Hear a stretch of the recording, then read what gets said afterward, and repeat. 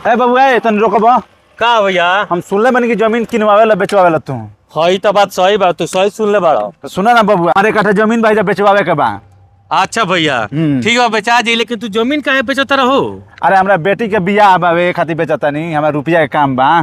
ए मदे तार दूधू लइका कमाला सोना तब तू जमीन बेचता रहो? अरे उ लइका कमैला के मुंह मारो, हमरा के 1 रुपया देता रे सन, उन्हें से देत विदेश में बाड़े से दुनु। अरे का कहबा, आजकल जमाना वैसा आ गइल बावे जे बाप महतारी के कोनो कदरे नहीं खेसन लइका करत। सुना बबुआ, उ सब हम छोड़ा ओकनी के बात। हमरा बेटी के बियाह करे के बावे, हमारी जमीन बेचवा दो। हमरा बस में इहे नु बा, हमार हक ई बावे, हम बेच सकत नहीं करे के। हां भैया ई तो बात सही कहता रहो। मान लो जब बेटी के शादी करे के बाद जमीन नु बेचाई। हां हम बेचम। ठीक बा, बेचवा देम हम। हां का मांगत रही बताओ? एकर हम 15 लाख रुपया मांगतानी, हमरा के दिवा दो। ए मदे 15 लाख रुपया कम बोला हो? जमीनिया चौरस बिया, रोड पर बा, भावली जमीन बा आगे। तार बात सही बा, लेकिन शहर में नहीं केनु जो 15 लाख रुपया के दी भर कट्ठा जमीन हुए बा। अरे बबुआ तेरा मालूम बा, ई जमीनिया 20 लाख के बा, उ तो हमरा मजबूरी बावे तो ऐसे बेचता नहीं। भाग मत दे, ई शहर में जमीन बका।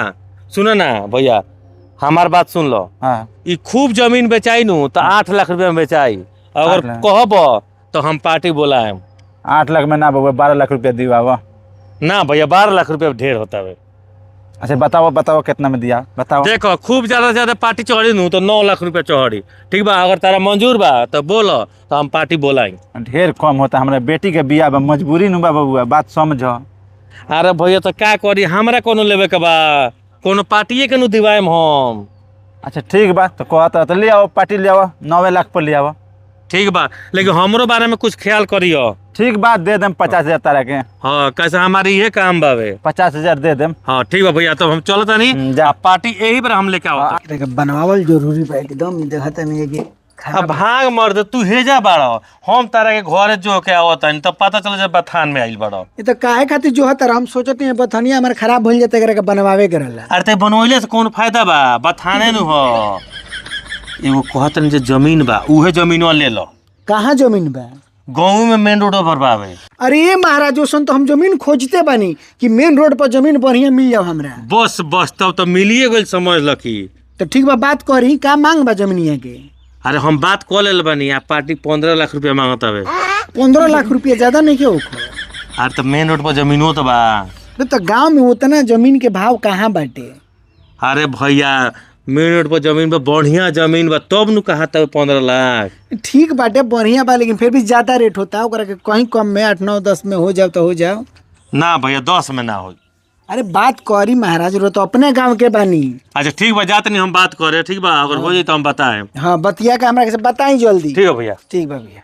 हाँ भैया प्रणाम। प्रणाम। का समाचार बा अरे जी? ठीक बा भैया, ठीक बा, और कृपा बा। ए जी हो जमीनिया जवन रउआ देखैले रहनी, हाँ। का भइल जी? अरे वो जमीनिया पत्तर 10 लाख के फेर में रह गनी, 11 लाख पे एगो पार्टी 50,000 बनो दे देले बा। ए महाराज बायना ले लेल बनी। हम थोड़ी ले बानी, वो पार्टी के देले बावे। अरे उ जमीन हमरा हर हाल में चाही, हम ओकरा खातिर कुछ प्लानिंग क के रखले बनी। हाँ तो रोइला नु देरी कोई नहीं, अरे 10 लाख के फेर में रह गनी, तो हम का करी? अरे तब तो चढ़ा पूरी हो गेल बे, उ काम करी ना, उनकर पैसा फेरवा ना दी, हमरे से उतना दिवा दी पैसा बा। ना महाराज, 11 लाख पे बायना दे देला, पार्टी कैसे 11 लाख में हुई? आ तो सुनी देखी, हाँ। 12 लाख में करवा दी हमरा के। 12 लाख में? हाँ फेरवा दी बायना। बायना फेरवा देता नहीं, अगर पार्टी मान जाता है तो हम लोग सूचना देता नहीं। अरे ओकरा के मनाई, कहीं जे विवादित बा कुछ होल जोल बतिया के तनी ओके एथी करी, ऐसे कि उ जमीन हमरा पसंद आ गेल बा, हम 12 लाख रुपया देता नहीं रुआ के। अरे भैया वो तो हम करबे करेम, कुछ बतियाएम तबे नु पार्टी मानी। हाँ तो बात करी आ क्लियर करवाई, उ हमरा हर हाल में चाही जमीन। ठीक है भैया, तब चलता नहीं, हम यही फेर में लागत। ठीक बा, एकदम जाई। हाँ ठीक हो गया, ध्यान देम तनी। आ तनी सुनी ना भैया, अरे चाय नाश्ता क के जइती। अरे ना भैया, पहले हो काम हो जाई तबे अब चाय नाश्ता होई। ठीक बा, चली ठीक बा, हाँ। करवाई, बढ़िया से पहले खर्चा काम होई। करवाल जरूरी बा। कभी आ गनी हम रौरे के जोहत रहनी है, काहे उदासल बनी? का कहीं भैया, वो जमीनों लगाता जे गबड़ा आ जाई। हैं? का बात करते नहीं महाराज, जमीन हमरा पसंद भी ओकरा के हमरा लेवे के बा। अरे का कहीं भैया, वो जमीनों बनू 12 लाख रुपया पे एगो पार्टी चढ़ गइल बावे। ना 12 लाख ना, उ अथी हमरा से 13 लाख रुपया नहीं रौरा, और पार्टी के मनाई जमीन उ हमरा लेवे के बा। अरे का कहीं भैया, हम तो रौरे फेवर में रहनी है, लेकिन वो पार्टी अब चढ़ गइल बा, तो हम का कहीं। ना रौरा केहूँ करी, उ जमीन हमरा चाही तो चाही। हम 13 लाख रुपया देते रौरा के, जाके बात करी पार्टी से। अरे तो बहनों नु दे दिल भैया। महाराज तो बाएं फेरवावल त बाएं हाथ के खेल बा। रोजाई बात करी। अच्छा ठीक बा। आ कुछ रौरा के हमहू दे देम। ठीक है भैया, तो हम जाता नहीं, हमारे यह नु काम बा, हम प्रयास करता नहीं, हम चाहते हैं जो रौरे के जमीन मिलो। हाँ हाँ रौरा बात करी, हम 13 लाख रुपया ओकरा के देता नहीं और रौरा के 50,000 रुपया ऊपर से हम देम। का चिंता कर बन जाई। अच्छा ठीक है भैया, हम चलता नहीं, एकदम जमीन वो गड़बड़ ना होके एकदम बहके के ना चाहिए भैया, जमीन बहके के ना चाहिए। ठीक बा। ठीक। काजी का हाल बा, कहिया होता जमीन के रजिस्ट्री? अरे का कहीं भैया, हम बहुत दुखी बानी जे हमार काम गड़बड़ाता है। एगो आज तक ले ना गड़बड़ल हमारा रहत भर में कोनो काम। का होता जी? अरे का कहीं भैया, ऊपर एगो पार्टी 14 लाख रुपया दे के आ बहनों कुछ दे दिले बा। हम का कहीं हउए नु जौन देले रहलो पैसा?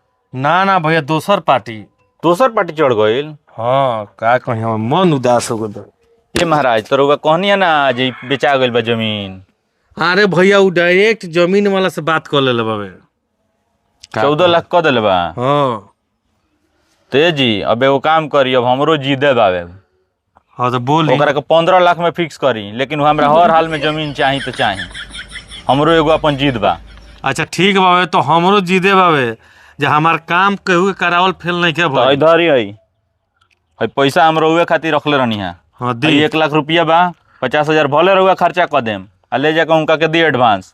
अब 15 लाख पर फिक्स करी, उ जमीन हमरा चाहिए हर हाल। ठीक बा भैया, ठीक बा, एकदम हम जाता नहीं। अब केहू ते उ जमीन डौरा नामे लिखाई आ जितना जल्दी हो सके रजिस्ट्री करवा दी। हाँ एकदम काल परसों में रजिस्ट्री हम करवाए। हाँ ना तो अभी और चढ़ा ऊपर करत रही लो। हाँ हाँ एकदम हम रौरे के जमीन दिवाए मुँह और पार्टी की कोनो ना चली कुछ। कैसे हमारा से कोनो काम फेल ना होला वे, लेकिन ये पर दाग लागत हो। यही से नुरुआ भरोसा बा। हाँ ठीक बा, हम भैया जाता नहीं। ठीक बा, एकदम काम राउर होई, एकदम करा दी। का समाचार बबुआ, हमार काम भइल कि ना? ठीक बा भैया। अरे हमारा काम में देरी होला और काम हो गइल बा। अच्छा। जन्नी हाँ। हईली बाय ना कितना बा? 50,000 रुपया बाबे ही। हाँ। ठीक बा। आ काल रजिस्ट्री करावे के तैयारी में रही, सब अच्छा। कागज पत्र इकट्ठा कर ली। कागज इकट्ठा बा हमार। हाँ ठीक है भैया, हम चलता नहीं। हाँ। और पैसा काल सब मिल जाई, ओकरा बाद अपना आराम से बेटी के शादी करम। हाँ, हाँ, पूरा धूमधाम से। ठीक बा। ठीक बा, हम तैयारी बनी, कल चलेम। हाँ ठीक है भैया। ठीक बा, प्रणाम। चलो चढ़ो ऊपरी कोयला में फायदे बाबे। अरे 9 लाख के जमीन 15 लाख में बेचा गई, अब 50,000 बहनों में आ गई। अब का चाहिए, चलो।